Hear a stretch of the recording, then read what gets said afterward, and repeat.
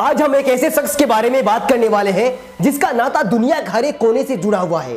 रंग बदलने की अदा तो गिरगिट से भी कहीं ज्यादा है। फेंकने की अदा बोलने की अदा की तो बात ही ना कीजिए जनाब। जब भी मुंह खोलते हैं सिर्फ झूठ ही बोलते हैं। झूठ बोलो, झूठ बोलो, झूठ बोलो, बार बार बोलो, बार बार बोलो, बार बार बोलो, हर जगह पे बोलो और जोर जोर से बोलो। वैसे तो मोदी जी ने जवानी में बहुत सारे कार्य किए हैं, चाहे हिमालय की चोटियों में भटकना हो 20-22 की उम्र में, या फिर 20-22 की उम्र में बांग्लादेश को आजाद कराना हो। वैसे हिमालय की चोटियों में कब घूमते थे इससे हमें कोई मतलब नहीं है। हम बात करने वाले हैं आज की इस वीडियो में मोदी जी के बांग्लादेश की आजादी में क्या योगदान रहा और कैसा रहा मोदी जी का बांग्लादेश की आजादी का सफर। तो चलिए शुरू करते हैं मोदी जी का शानदार सफर बांग्लादेश को आजादी में। क्या क्या योगदान रहा और कैसा रहा उनका सफर। बांग्लादेश की आजादी के लिए संघर्ष में, उस संघर्ष में शामिल होना मेरे जीवन के भी पहले आंदोलनों में से एक था।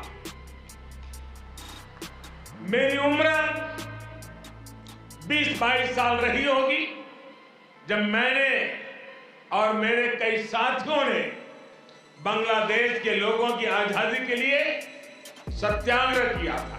ये बात स्टार्ट होती है 26 मार्च 2021 को। हमारे देश के सर्वोत्तम प्रधानमंत्री नरेंद्र मोदी जी बांग्लादेश के दौरे पर निकलते हैं, लेकिन वहां पर उन्हें पहुंचने से पहले ही वहां के कुछ लोगों ने मोदी जी का विरोध करना शुरू कर दिया। वहां के कुछ संगठन मोदी जी का विरोध इसलिए कर रहे थे, उन प्रदर्शनकारियों का यह कहना था कि मोदी जी सांप्रदायिक राजनीति करते हैं, उनको बांग्लादेश में नहीं आना चाहिए, क्योंकि बांग्लादेश को आजाद कराने वाले शेख मुजीबुर रहमान जिन्होंने पाकिस्तान से बांग्लादेश को आजाद कराया था, वो धर्मनिरपेक्ष की राजनीति करते थे। इसीलिए मोदी जी का बांग्लादेश में इतना विरोध शुरू हो गया। अब आपके मन में सवाल आ रहा होगा कि शेख मुजीबुर रहमान कौन थे। तो मैं आपको बता दूं कि शेख मुजीबुर रहमान ने बांग्लादेश को पाकिस्तान से आजाद करवाने में सबसे बड़ा योगदान दिया था। शेख मुजीबुर रहमान ने 25 मार्च 1971 को पाकिस्तान से बांग्लादेश को आजाद कराने की घोषणा कर दी थी।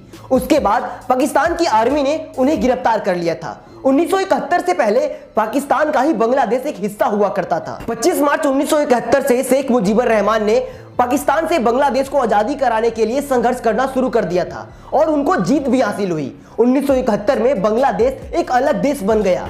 अब यहां से मोदी जी का सफर शुरू होता है। हमारे मोदी जी 26 मार्च 2021 को बांग्लादेश के दौरे पर जाते हैं और वहां पर जाने के बाद वो भाषण देना शुरू करते हैं। जैसे कि हर जगह जाने के बाद वो एक अपना नए गेटअप में भाषण देना शुरू करते हैं और हर बार की तरह इस बार भी मोदी जी का भाषण कुछ चर्चा का विषय बन गया। वैसे तो उनका भाषण बहुत ही लंबा था, लेकिन उस लंबे भाषण में जो चर्चा का विषय बना रहा, उन सारी बातों पर आज की इस वीडियो में हम बात करने वाले हैं। तो आपको बता दें कि मोदी जी ने उस भाषण में क्या ऐसी बातें बोली जो कि चर्चा का विषय आज बना हुआ है।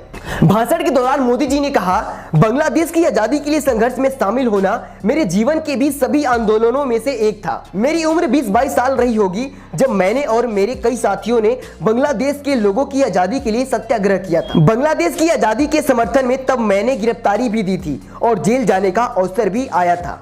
यानी बांग्लादेश की आजादी के लिए जितनी तड़प इधर थी उतनी ही तड़प उधर भी थी। ऐसा हमारे माननीय श्री नरेंद्र मोदी जी ने अपने भाषण में बोला। अब सोचने वाली ये बात है कि मोदी जी बांग्लादेश जाकर ये कह रहे हैं कि 20-22 साल की उम्र में उन्होंने बांग्लादेश की आजादी के लिए सत्याग्रह किया था, और वहीं अक्षय कुमार के इंटरव्यू में वो कह रहे हैं कि 20-22 की उम्र में वो हिमालय की पहाड़ियों में भटक रहे थे। अब आपको सोचना है कि मोदी जी की कहां की बातें गलत है और कहां की बातें सही है। कमेंट में अपनी राय हमें बताएं कि मोदी जी बांग्लादेश में झूठ बोल रहे थे या फिर अक्षय कुमार के इंटरव्यू में झूठ बोल रहे थे। अब जैसे ही मोदी जी का बांग्लादेश वाला भाषण सोशल मीडिया पर वायरल हुआ, वैसे ही विपक्षी दलों को समझिए मजा मिल गया और सभी लोगों ने मोदी जी को घेरना शुरू कर दिया। सोशल मीडिया यूजर और विपक्षी पार्टियों ने तो उन्हें पता नहीं क्या क्या कहना शुरू कर दिया। सोशल मीडिया यूजर ने ट्विटर पे ट्वीट करके कुछ लोगों ने मोदी जी को फेंकू कहा, कुछ लोगों ने झूठा बताया और कुछ लोगों ने मोदी जी के इस बयान का ऐसे ऐसे मजाक उड़ाया कि मैं आपको यहाँ पर बता भी नहीं सकता। मोदी जी के इस बयान पर आम आदमी पार्टी के नेता संजय सिंह ने जो बातें कही वो सच में सोचने और समझने वाली बात है। उन्होंने कहा कि बांग्लादेश की आजादी में भारत बांग्लादेश के साथ था। जब पाकिस्तान और बांग्लादेश की आजादी के लिए संघर्ष चल रहा था, उस वक्त भारत बांग्लादेश का साथ दे रहा था। युद्ध भारत और पाकिस्तान के बीच था। अब सोचने वाली यह बात है कि मोदी जी को जेल किसने भेजा, भारत ने या फिर पाकिस्तान ने? युद्ध तो बांग्लादेश और पाकिस्तान के बीच था और उस वक्त मोदी जी हमारे तो इंडिया में ही थे।